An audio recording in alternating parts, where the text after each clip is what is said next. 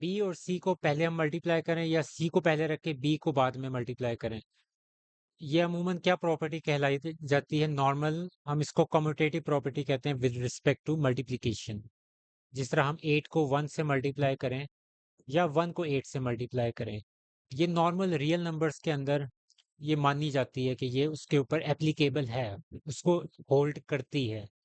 लेकिन मैट्रिसेस के केस के अंदर ये होल्ड नहीं करती। बी पहले रखें, सी बाद में रखें, मल्टीप्लाई करें, उसका आंसर हरगिज मैच नहीं करेगा कि अगर आप सी पहले रखें और बी बाद में रखें। तो ये हम वेरीफाई करते हैं। तो लेफ्ट हैंड साइड पे आपके पास है बी सी। तो बी पहले रखते हैं, सी आएगा बाद में, और इनको मल्टीप्लाई कर देते हैं।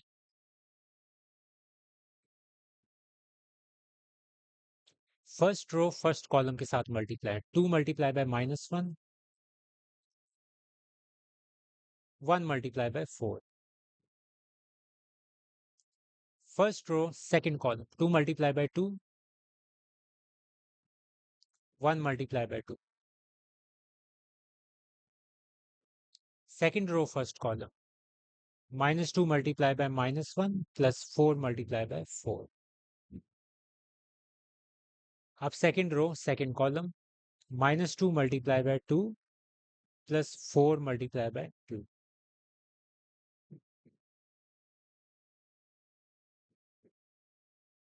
-2 plus 4, 4 plus 2, 2 plus 16, -4 plus 8, 2, 6, 18 and 4। तो ये आपकी आई है लेफ्ट हैंड साइड। अब हम राइट हैंड साइड निकालेंगे जिसमें हम सी को पहले रखेंगे।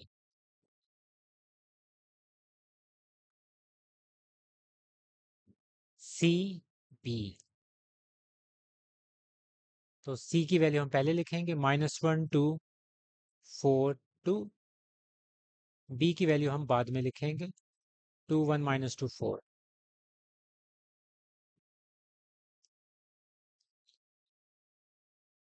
इसको भी वैसे ही मल्टीप्लाई कर दें। First row first column, -1 multiply हुआ 2 के साथ और 2 मल्टीप्लाई हुआ -2 के साथ। फिर first row second column, -1 multiply by 1, 2 multiply by 4। Second row first column, 4 multiply by 2, 2 multiply by -2। Second row second column, 4 multiply by 1, 2 multiply by 4।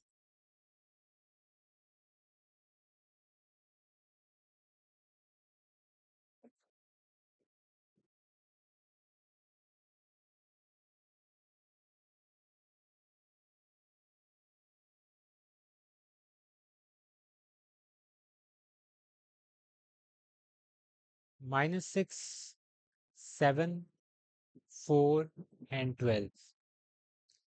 तो ये आपके पास आंसर आया है राइट हैंड साइड। आप देख सकते हैं लेफ्ट हैंड साइड का आंसर और राइट हैंड साइड का आंसर बिल्कुल डिफरेंट है। तो यही हम चाहते थे, B C is not equal to C B. तो वो हमने प्रूव कर दिया कि लेफ्ट हैंड साइड का आंसर राइट हैंड साइड से मैच नहीं होना चाहिए। So left hand side is not equal to right hand side. Question 9। मेरे लिहाज से ये जो 9 से आगे क्वेश्चंस हैं, ये इनको 6.4 के स्टार्ट में देने चाहिए थे, क्योंकि ये बहुत बेसिक क्वेश्चंस हैं। और जो मुश्किल क्वेश्चन जो उन्होंने पहले दिए हुए हैं, जिस तरह 1 से लेके 8 तक क्वेश्चंस, वो काफ़ी एक्सटेंसिव हैं। तो वो उनको चाहिए था कि वो बाद में कर देते हैं। उन्होंने ये काफ़ी ब्लंडर किया है जब उन्होंने ये बुक तरतीब दी थी। अब ये बेसिक क्वेश्चंस हैं जिसमें आपने सिंपल मल्टीप्लिकेशन करनी है। इसका ऑर्डर क्या है? 1/2। इस मैट्रिक्स का ऑर्डर क्या? 2/2। तो मैंने शुरू में बताया था कि आपका ऑर्डर आपने लिखना है और उसमें से आपने देखना है कि ये वाले जो नंबर्स हैं, यानी कि इस मैट्रिक्स की नंबर ऑफ कॉलम्स, पहली मैट्रिक्स के नंबर ऑफ कॉलम्स और दूसरी मैट्रिक्स के नंबर ऑफ रोज, यानी कि ये नंबर, ये वाला नंबर आपका मैच करना चाहिए, हर हाल में बिल्कुल सेम होना चाहिए।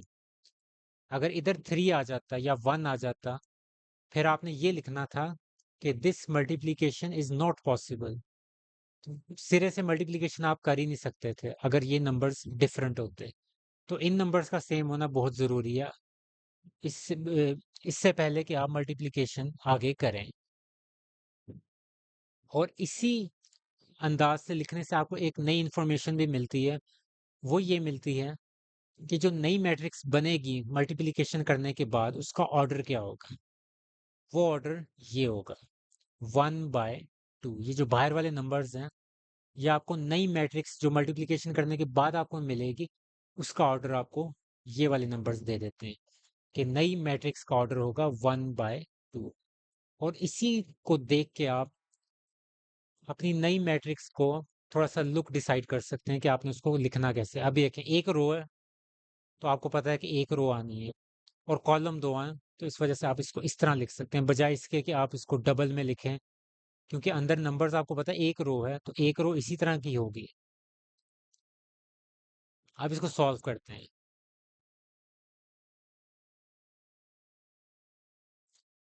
हम पहले सॉल्व कैसे कर रहे थे वैसे इसको सॉल्व करेंगे।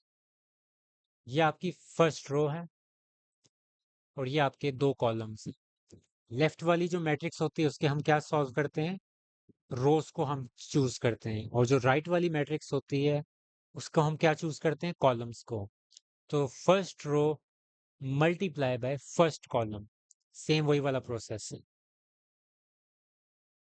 तो 2 मल्टीप्लाई होगा 1 के साथ, बीच में प्लस का साइन, और 5 मल्टीप्लाई होगा 2 के साथ। ये आपकी पहली एंट्री आ गई। फर्स्ट रो फर्स्ट कॉलम के साथ मल्टीप्लाई हुई। अब हम आगे चलते हैं।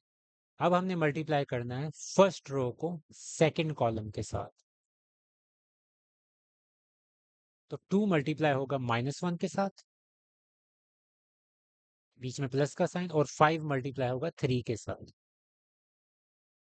अब क्योंकि इसके अंदर सेकंड रो है ही नहीं, जहां हम सेकंड रो है ही नहीं, नॉर्मली जो पीछे हम मल्टीप्लिकेशन कर रहे थे उसमें ऑर्डर था 2/2 का, दोनों मैट्रिसेस का, तभी हम बाद में सेकंड रो पे भी जाते हैं। लेकिन यहाँ हमारे पास सेकंड रो नहीं है, तो हम यहीं रुक जाएंगे। तो इसी वजह से जो आपका फाइनल रिजल्ट आएगा उसकी एक ही रो होगी। इसको सॉल्व कर लें। 2 + 10 -2 + 50,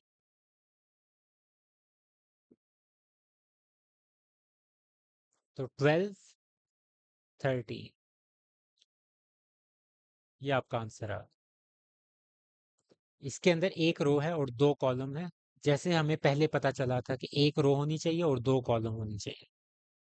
तो आपको शुरू में ही जब आप ऑर्डर डिसाइड करेंगे, उसका ऑर्डर आपको पता होगा, वहीं से आप निकाल सकते हैं जो उसकी एक्सट्रीम वाली वैल्यूज हैं, वो आपकी नई मैट्रिक्स का ऑर्डर हो। तो ये आपका आंसर है 12 13। इसका ऑर्डर क्या है, पहली मैट्रिक्स का हमारे पास 2/2। सेकंड जो मैट्रिक्स दी हुई है उसका ऑर्डर क्या है, 2/1। आपकी ये चीज मैच हो रही है, इसका मतलब मल्टीप्लिकेशन पॉसिबल है। और जो नई मैट्रिक्स बनेगी उसका ऑर्डर क्या होगा, 2/1, यानी कि दो रोज होंगी और एक कॉलम होगा उसमें। तो उसके हिसाब से हम उसको तरतीब दे देंगे, दो रोज और एक कॉलम होगा। एंडिंग ब्रैकेट हम बाद में लगाएंगे।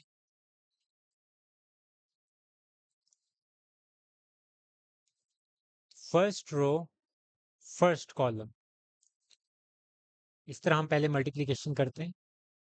तो पहली रो को पहले कॉलम के साथ मल्टीप्लाई करें, 3 मल्टीप्लाई होगा -1 के साथ, बीच में प्लस का साइन, और 4 मल्टीप्लाई होगा 2 के साथ। आपको याद है कि 2/2 की मैट्रिक्स के अंदर हम किस तरह मल्टीप्लिकेशन करते थे, first row first column, first row second column. अब यहाँ सेकंड कॉलम है ही नहीं, तो पहली रो का काम यहीं खत्म हो गया। अब हम चलेंगे सेकंड रो के ऊपर।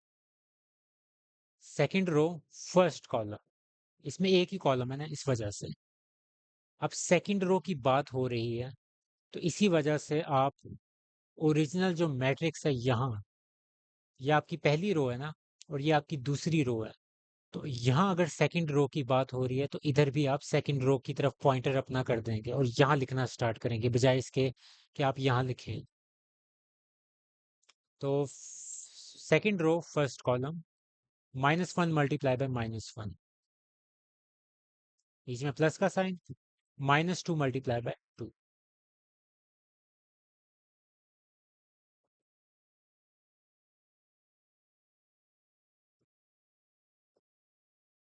-3 +8, 1 -4। और ये आपके पास हो जाएगा ऊपर वाली वैल्यू 5, नीचे वाली वैल्यू हो जाएगी -3। तो जैसा हमने कहा था ऊपर कि इसकी दो रोज होंगी और एक कॉलम होगा, तो वैसे ही आपका आंसर आया, दो रोज हैं और एक कॉलम। ये लिखने की ज़रूरत नहीं है, ये मैंने वैसे ही बताने के लिए लिखा है। ये भी बल्कि लिखने की ज़रूरत नहीं है, अपने जहन के अंदर याद रखें। ये सारी चीज़ें मैं बताने के लिए करता हूँ। खास तौर पे ये मुझसे अभी थोड़ी गलती हुई है कि मैंने इसको रेड में नहीं लिखा। जैसा कि मैं आपको बताता हूँ, तो जो भी मैं चीज़ रेड पेन से लिखता होता हूँ, वो सारी चीज़ें आपकी इमेजिनरी होती हैं, इमेजिनेशन से होती हैं, कि आपने जहन में करनी होती हैं। और अगर आप जहन से नहीं कर सकते, तो आप शुरू वाले अपने दिनों में जब आप ये सीख रहे हैं, तो पेंसिल यूज कर सकते हैं उसको करने के लिए, उसके बाद आप इसको मिटा दिया करें। तो आपका आंसर ये आया, 5 -3।